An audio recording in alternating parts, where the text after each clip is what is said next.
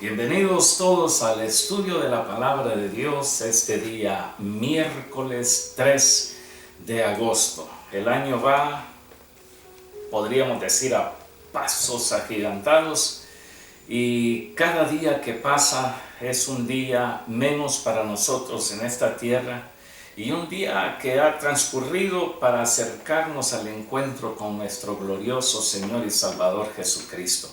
Así que bienvenidos todos y por favor acompáñenme a leer la santa palabra de Dios, Evangelio según San Mateo capítulo 6, donde hemos estado meditando ya por varias semanas en este precioso y conocido Sermón del Monte. Hoy día vamos a abrir las Escrituras en 3 versículos, versículo 31, 32 y 33. Dice la palabra del Señor: no os afanéis pues diciendo, ¿qué comeremos?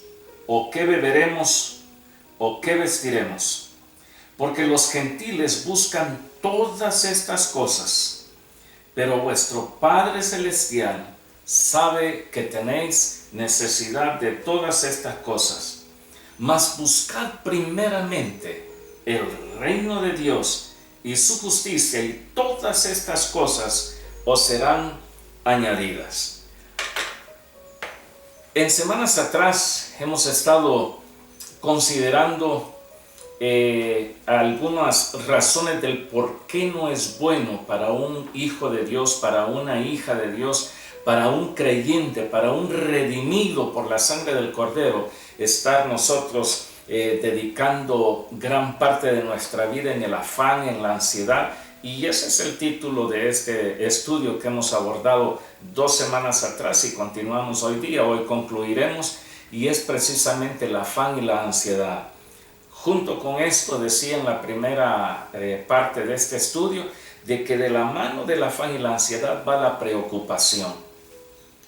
Y una de las razones que abordamos del por qué no es bueno el que nosotros estemos afanados, ansiosos o preocupados, es porque es una tremenda falta de lealtad, es una tremenda falta delante de nuestro Señor Jesucristo o hacia nuestro Señor Jesucristo. La segunda razón fue: no debemos de estar afanados, ni ansiosos, ni preocupados, porque es una falta grande en contra de nuestro Padre Celestial, que fue lo que abordamos la semana pasada. Hoy día vamos a entrar en algunos detalles en la tercera razón por qué no es bueno afanarnos, estar ansiosos o preocupados, porque es algo totalmente irrazonable, no tiene lógica, no tiene sentido el estar afanados, ansiosos o preocupados en relación a nuestra fe. Si usted se fijó de que el Señor decía en el versículo 32, dice, porque los gentiles, primero da las razones, no se estén afanando, no estén preocupados ni en comida, ni en vestido, ni en su vida, no estén afanados en todo, porque el Señor dice, porque los gentiles. Ahora la pregunta sería, ¿quiénes son los gentiles? Para tener una idea clara a lo que el Señor se refería, y los judíos a quienes fue entregada esta enseñanza de primera mano de parte de nuestro Señor Jesucristo, ellos sabían perfectamente de quiénes estaba hablando el Señor Jesús. Toda la creación, todos los seres con vida, se dividen prácticamente en 2 grupos, los ángeles y los hombres. Y los ángeles se dividen en 2 grupos, es decir, los ángeles que han guardado su dignidad, que han mantenido su dignidad, su obediencia, su entrega a nuestro Dios Todopoderoso, y ellos están bajo el gobierno de Dios Santo y bendito. La otra parte de este grupo, que es Satanás, los ángeles caídos, aquellos que no guardaron su dignidad, sino que se apartaron del gobierno de Dios. Ese es el segundo grupo, y ellos están directamente bajo un gobierno totalmente satánico. Esos son los ángeles. Cuando el Señor hablaba de los gentiles, no se refería a ningún ángel. Dentro de los humanos hay 3 grandes grupos. Y estos grupos, el primero son los judíos. Los judíos son aquellos parte del pueblo escogido de Dios, llamados a permanecer en santidad delante de Dios y siguiendo las enseñanzas como nosotros conocemos el judaísmo. Ojo, no todo el que nace en el territorio de Israel es judío, es israelita, pero no judío. Para ser judío hay que guardar la ley, hay que seguir los escritos, las enseñanzas de Moisés, hay que estar al pie de todo lo que es el Antiguo Testamento. Esos son judíos. Lo mismo ocurre con cristianos dentro de las iglesias, no porque yo desde que nací me llevaron a la iglesia y ya por eso ya soy cristiano, no. Para ser creyente, para ser un redimido, es necesario reconocer nuestras faltas y aceptar a Cristo en nuestros corazones. Podemos nacer de una familia cristiana, toda nuestra vida pasarla visitando la iglesia, pero eso no nos hace cristianos. El primer grupo, los judíos. El segundo grupo es la iglesia. Y la iglesia somos todos nosotros, los comprados a precio de sangre en la cruz del Calvario por nuestro Señor Jesucristo. Los escogidos de Dios Padre en Jesucristo, los redimidos, los santificados, los llamados a ser santos también. Y el tercer grupo, los gentiles. Estos no son ni judíos, ni tampoco son parte de la iglesia de Cristo. Mucha gente dice, todos somos hijos de Dios. No, todos somos criaturas de Dios. Pero los hijos de Dios somos solamente aquellos que hemos reconocido el sacrificio expiatorio de Cristo. Por eso en el Evangelio según San Juan dice, a los suyos vino y los suyos no lo recibieron. Mas a los que le recibieron, a los que creen en su nombre, les dio potestad de ser llamados hijos de Dios. Muy bien, cuando el Señor decía, los gentiles, es decir, este grupo de personas solían tener dioses paganos, dioses creados por el hombre, inspirados directamente por parte del enemigo, del adversario, del diablo, de Satanás, la serpiente antigua, para mantenerlos engañados.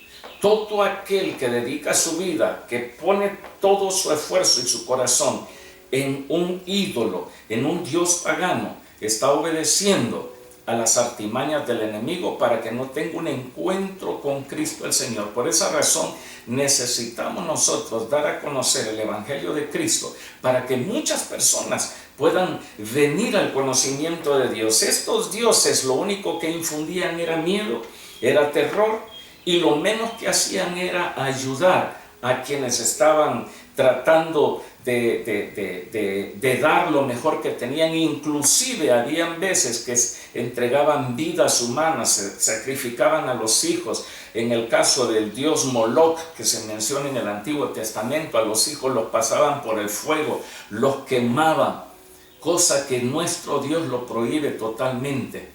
Sacrificar a alguien y decir, Señor, queremos honrar y bendecir tu nombre, venga, traiga a su hijo, el pavo lo vamos a matar. Dios no exige eso de nuestra parte. Ahora, quienes servían a esa clase de dioses buscaban ansiosamente la satisfacción, el cumplimiento de sus anhelos, de sus deseos, y porque sabían de que según lo que ellos tenían en su mente y su corazón, que la vida era bien cortita. No sé si usted ha escuchado a alguna persona decir, disfrutemos de esta vida porque la vida es corta. Vida solo hay una, dice la gente, y después de esta vida se acabó. Si lograste disfrutar en esta tierra, lo lograste, pero si no te permitiste esos gustitos, entonces cuando te mueras ahí se acabó todo. Por eso el apóstol Pablo escribía a los Corintios, y lo tenemos registrado en el capítulo 15, versículo 32, en su segunda parte, donde dice, comamos y bebamos porque mañana moriremos. Es decir, démonos el gustazo. Esa es una mentalidad de gentil. Esa es una mentalidad mundana, una mentalidad totalmente alejada del pacto que Dios hizo en la cruz del Calvario para sus escogidos, para su pueblo. Por esa razón nosotros, si estamos tan preocupados, tan ansiosos y tan afanados, es como que nosotros digamos, mi fe no es suficiente para suplir lo que yo necesito, porque Dios no hace nada conmigo. Dios se ha olvidado, en otros está bien entretenido, en mí Dios se ha olvidado totalmente. Entonces tengo que ver qué es lo que hago, porque si yo no me ayudo a mí mismo, entonces estoy mal. No sé si usted ha escuchado ese famoso dicho que dicen, porque Dios dice, ayúdate, que yo te ayudaré. En las Escrituras no aparece tal cosa. El Señor dice, yo sé todas las necesidades que tienes. Primeramente, buscar el reino de Dios y su justicia, y todas las demás cosas, dice la Escritura, os serán totalmente añadidas. Por esa razón, es ridículo, es irrazonable hacer a un lado nuestra fe y ponernos afanados, ansiosos o preocupados. Cuando nosotros pensamos y deseamos como el mundo, nos preocupamos como el mundo, porque una mente que no está centrada en Dios es una mente que tiene motivos en exceso o más que abundantes para estar y vivir preocupados. Yo podría decir, y usted que ha tenido sus hijos o tiene sus hijos pequeños, no me refiero a pequeños, me refiero a los niños cuando tienen 2, 3, 5, 6, 8 añitos, 10 años. Yo no creo que los niños estén preocupados, van de la escuela a la casa y van preocupados y qué vamos a comer, ¿verdad? Y cómo le vamos a hacer. En una casa donde hay suficiente provisión, los hijos no se preocupan para nada. Los niños se preocupan en qué van a jugar, en cuál juego quieren tener, qué es lo que van a hacer después de la escuela o antes de la escuela o en la escuela, en sus estudios, con sus compañeros, sus amigos, en una casa donde hay suficiente sustento.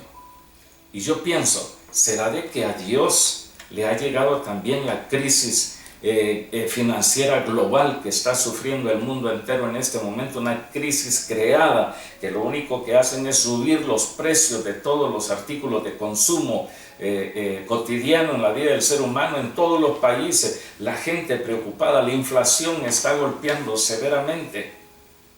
¿Será de que a Dios también le ha llegado esa crisis financiera global? ¿O será que Dios tiene abundancia? El Señor dice, pruébenme en esto ahora ustedes. Si ustedes hacen lo que yo les digo, refiriéndome directamente al libro de Malaquías, el Señor dice, si ustedes traen todos sus diezmos al alfolí, yo voy a abrir las ventanas de los cielos y les voy a dar bendición hasta que sobreabunde. ¿Será de que Dios tiene gran abundancia? La fe en nuestros corazones puesta por parte de Cristo el Señor, Él es el autor y consumador de la fe. No somos los hombres. No es que uno trate de infundirle la fe a la gente, no, uno simplemente lo que hace, abrir las Escrituras, entregar un estudio, y si cada uno abre su corazón, abre su mente, abre su espíritu y recibe la enseñanza, entonces hay un incremento de fe. Se recuerda que Pedro le decía, Señor, aumentanos la fe. Ayúdame con mi fe, porque ya no puedo más, Señor. El cristiano con una fe viva, con una fe inquebrantable, es un cristiano que no se afana, sino que son conocidas todas sus peticiones delante de Dios en toda oración y ruego con acción de gracias, según escribía el apóstol Pablo en Filipenses 4:6. Ahora, dentro de los reproches que el Señor hacía, no se afanen, no se preocupen, no estén tan desesperados por lo que van a comer o beber o vivir. En medio de todas esas cosas, el Señor da una promesa preciosísima, que la vemos en este versículo 33 que hemos leído, que el Señor decía, mas buscad primeramente el reino de Dios y su justicia, y todas estas cosas os serán añadidas. Es decir, hay una promesa de parte de Cristo el Señor. En otras palabras, Y en el contexto de este capítulo 6, donde hemos estado meditando, podríamos decir que el Señor decía, miren, más bien, o en vez de que se estén preocupando tanto, o en lugar de buscar comida, bebida y ropa, y de preocuparse como hacen los paganos, como hacen los gentiles, aquellos que no tienen ninguna esperanza en Dios, entonces para ustedes es mejor que centren su atención directamente y sus esperanzas en las cosas del Dios Todopoderoso, y Él se va a encargar en suplir a todas sus necesidades. En otras palabras, era lo que estaba diciendo el Señor Jesucristo. Véalo de esta forma. La causa de la preocupación es buscar las cosas del mundo. Sin embargo, la causa del contentamiento, del gozo, de la alegría, de la tranquilidad del alma, es precisamente buscar el reino de Dios y su justicia. Es como cuando nosotros tenemos esa causa, bendito sea Dios, santo es el Señor, y quiero servirle mejor, Señor, quiero servirte, Señor, quiero darte, quiero, Señor, bendecir tu nombre. El Señor dice, centren su vida en el reino de Dios, busquen el reino de Dios primeramente y su justicia, y de ahí de todos los demás el Padre se encargará. Ahora la pregunta sería, ¿qué es buscar el reino de Dios? Es un tema bastante amplio. Solamente voy a mencionar unas 2, 3 implicaciones de lo que es buscar el reino de Dios y su justicia. En primer lugar, es dedicarnos a obedecer al Señor. Es ahí cuando nosotros comenzamos a tratar de obedecer. Si usted me pregunta, ¿es fácil obedecer a Dios? No es fácil, pero es posible. Es como otros dicen, nadie es santo, santo solo Dios. Y entonces, ¿por qué razón el Señor dijo, sed vosotros santos como vuestro Padre que está en los cielos es perfecto y es santo? Sed vosotros perfectos. No, nadie es perfecto, nadie es santo. El Señor en el libro de Levítico dice y establece, sed vosotros santos. El problema está en que tenemos el mal concepto de lo que es santidad. Para muchos el ser santo es el que ya no comete errores, pero para Dios el que es santo es el que Él ha llamado y lo ha apartado para su servicio. Ese es un santo. Por esa razón el buscar el reino de Dios y su justicia es tratar de obedecer al Señor. En el libro de los Hechos, capítulo 20, versículo 24, si tomamos esta palabra, es como que nosotros nos pongamos de acuerdo con el apóstol Pablo y digamos las siguientes palabras: pero de ninguna cosa hago caso, ni estimo preciosa mi vida. Mira qué tremendo esto. No estimo preciosa mi vida para mí mismo, con tal que acabe mi carrera con gozo y el ministerio que recibí del Señor Jesús para dar testimonio del Evangelio, de la gracia de Dios. Eso es buscar el reino de Dios y su justicia. En segundo lugar, el buscar el reino de Dios y su justicia es tratar de atraer a otras personas a este reino bendito de Dios. Invitarlos a que estén en paz con Dios y en paz con los hombres. En cuanto dependa de vosotros, dice la Escritura, estad en paz con Dios. Dios es un Dios de amor, Dios es un Dios de perdón, Dios es un Dios de aceptación. Dios no es un Dios de discordias, Dios no es un Dios de disensiones, de pleitos. Todas estas son obras de la carne. Mas el fruto del Espíritu es totalmente diferente. Es amor, gozo, paz, paciencia, benignidad, bondad, fe, mansedumbre, templanza. Ese es el fruto del Espíritu y a lo que nosotros somos llamados. Entonces, traer a esas personas al reino de Dios para que puedan ser salvas y que Dios sea glorificado en todas esas cosas. La tercera razón o la tercera implicación de qué es buscar el reino de Dios y su justicia es hacer que la verdad, el amor y la justicia de Dios Padre se manifieste en otras vidas también. aparte de tener paz y gozo en el Espíritu. Eso es buscar el reino de Dios y su justicia. Como también una última implicación, la cuarta, vendría a ser cuando nosotros estamos anhelando el regreso de nuestro Rey. Eso es buscar el reino de Dios. Dice de que nosotros tenemos que amar el día de la venida del Hijo de Dios nuevamente a la tierra. Hay quienes llegan a expresarse y diciendo, estas son cosas que no, quién sabe qué va a ocurrir. ¿Será que todo esto es cierto? ¿O será esto imaginación del hombre? Cuando empezamos a dudar, el enemigo se encarga en que nosotros nos apartemos de los principios de Dios y empiezan las preocupaciones. Por esa razón es necesario de que nosotros no nos preocupemos, porque es algo totalmente irrazonable, algo que no va con nuestra fe. Y en cuarto y último lugar, la cuarta razón del por qué no es bueno que nosotros nos afanemos, estemos ansiosos o preocupados, es porque ese afán y esa ansiedad es irrazonable, es una imprudencia, podríamos decir, con respecto a nuestro futuro. El versículo 34 dice, así que no os afanéis por el día de mañana, no os afanéis por el futuro, porque el día de mañana traerá su afán. Basta a cada día su propio mal. Recibe de que cada día como que tenemos dificultades. Pero ¿para qué vamos a estar afanados en el día de mañana si quién sabe que vamos a llegar? Yo siempre digo, tratemos de solucionar los problemas que tenemos hoy. Los de mañana, esperemos mañana. Ese es algo muy personal mío. Es algo que yo he aprendido en el Señor. De no estar dedicándome al futuro si yo no sé si voy a llegar.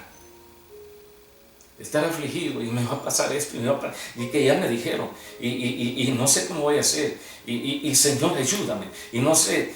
¿Quién sabe si llegaremos a esa situación? Y lo más tremendo es que muchas veces esas cosas no se dan. Les doy un ejemplo bíblico. El caso de dos hermanos. Jacob, cuyo nombre después fue Israel, y de donde vienen las 12 tribus de Israel y se conforma una nación, el pueblo escogido de Dios, y su hermano gemelo, Esaú. Cuando Jacob venía al encuentro con su hermano, venía con una preocupación extrema. Y yo no sé qué voy a hacer. Y yo no sé qué voy a hacer. Y empezó a mandar un grupo de sus siervos, vayan y llévenle todos estos regalos a mi hermano. Tal vez así aplaco su... Porque él me dijo que me iba a matar. Y con toda seguridad hoy, ahora me muero. Y mi hermano me va a matar. Porque él dijo que me iba a matar. Tanta fue la preocupación que tomó a sus 2 esposas y a sus 2 concubinas. Y tomó a los hijos con los que contaba en ese momento y los mandó adelante. Ahí si mi hermano se quiere desquitar, pues que agarre a mis mujeres y a mis hijos y los mate. Y mire, si tan solo pudiéramos estar en ese momento de Jacob y le dijimos, ¿cómo está, hermano Jacob? Tranquilo, buena onda, buena vida. No, él estaba preocupado, estaba desesperado, estaba afanado, estaba ansioso de ver el momento cuando se encontrara con su hermano. Y cuando se encuentra con su hermano, ¿qué pasó? ¿Sucedió lo que Jacob imaginó que iba a pasar? No, fue todo lo contrario. Cuando viene Esaú y ve a su hermano, lo primero que hizo Jacob fue tirarse delante, se postró. Hoy me mata este. Y su hermano lo levanta y le dice, ¿qué es todo esto que yo he visto antes de encontrarte? Y bueno, es todo lo que Dios ha provisto para tu siervo. Y ya no le decía mi hermano, sino que tu siervo. Y este me va a matar. preocupado, ansioso, afanado en saber cuál iba a ser el resultado. Y su hermano lo que hizo fue abrazarlo y besarlo, y dice que ahí lloraron los dos juntos. ¿Para qué afanarnos, desesperarnos, preocuparnos por el futuro? Es algo incoherente, es algo que no va con nuestro futuro. Por eso el Señor decía, no se afanen por el día de mañana, porque no sabemos qué va a ocurrir. Dejen el mal de cada día para que llegue ese momento y ustedes no tengan por qué estar tan preocupados. Por esa razón, en el libro de Lamentaciones, en el capítulo 3, versículos 22 y 23, aquí podemos ver de que Dios es el Dios de mañana, Dios es el Dios de hoy día, es el Dios de toda la eternidad. Y en el libro de Lamentaciones, Jeremías escribió y dijo: por la misericordia de Jehová no hemos sido consumidos, porque nunca decayeron sus misericordias. Nuevas son cada mañana. Grande es tu fidelidad, Señor. ¿Qué va a ocurrir mañana? Con toda seguridad le puedo decir lo que va a ocurrir para usted y lo que va a ocurrir para mí. Es que las misericordias de Dios para usted y para mí mañana van a ser nuevas, no van a ser las de hoy día, porque Él es el Dios de toda la eternidad. Por esa razón el Señor nos asegura y nos dice: mañana traerá su propio afán. Basta a cada día su propio mal. Tenemos que estar desesperados y acongojados por el mal de mañana, por la dificultad de mañana. ¿Y qué tal si los chinos tiran un misil para acá y nos matan? Déjeme decirle de que todo está en las manos de Dios. Dios tiene el control completo, seguro y verdadero de todas las cosas. Y no tenemos que estar pensando, ¿y si tiran? Y mire, vamos a empezar a desesperarnos tanto y quizá ni van a tirar nada. ¿Y qué tal si el tal ruso se enoja y la guerra contra Australia también? Pero ¿qué tal si no pasa nada? Y si se cae parte del techo y me cae en la cabeza, seguro no se va a caer. ¿Para qué estar desesperados del día de mañana? Mañana traerá su propio mal. Isaías, el profeta, en el capítulo 26, versículos 3 y 4, aquí hay dos versículos tan preciosos que nos dicen: tú guardarás en completa paz a aquel cuyo pensamiento en ti persevera, porque en ti ha confiado. Confiad en Jehová perpetuamente, porque en Jehová el Señor está la fortaleza de los siglos. No está en nuestro afán, no está en nuestra ansiedad, no está en nuestra preocupación, no, en Jehová está la fortaleza de los siglos. Él sabe todas las cosas de nosotros. Estoy entregando esta palabra. Por otra parte, quiero también decirle que nuestro enemigo, Satanás, él quiere que nuestra vida esté llena de afanes, llena de preocupaciones, de ansiedades, porque él sabe de que cuando estamos así, entonces nuestra relación con Dios se rompe. Porque estamos más dedicados en lo que va a ocurrir, en lo que yo necesito, que en nuestra relación con Dios. Y una persona afanada, una persona ansiosa, una persona preocupada, y de esto yo he conocido acá, yo he conocido mucho, mi vida prácticamente, mi vida cristiana, mi servicio a Dios, mi pastorado ha sido acá en Australia, no en mi nación. Dios me llamó acá a servirle a Él. Yo recibí a Cristo en mi país, en El Salvador. Tuve una reconciliación con Dios en Guatemala. Tuve otra reconciliación con mi Señor en Panamá. Pero el llamado al ministerio fue acá en Australia. Y le digo,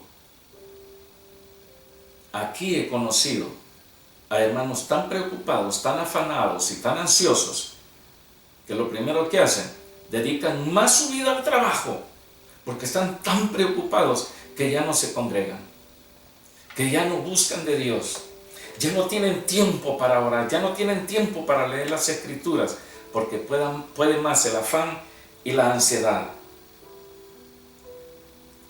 Nos preocupamos y decimos los creyentes, ¿no?, de que el diablo yo ya lo conozco y me va a tratar de atacar con vicios, con mala vida, con esto, con tentaciones, pero se nos olvidan dos armas poderosas que tiene el enemigo, es el afán y la ansiedad, porque cuando él logra que en el corazón del Hijo de Dios, de la hija de Dios, esto se cree raíces, entonces es alguien que va a romper su relación con Dios. Por esa razón, nosotros podemos recordar el caso de Faraón en Egipto con los judíos. ¿Qué hizo? Esclavizarlos.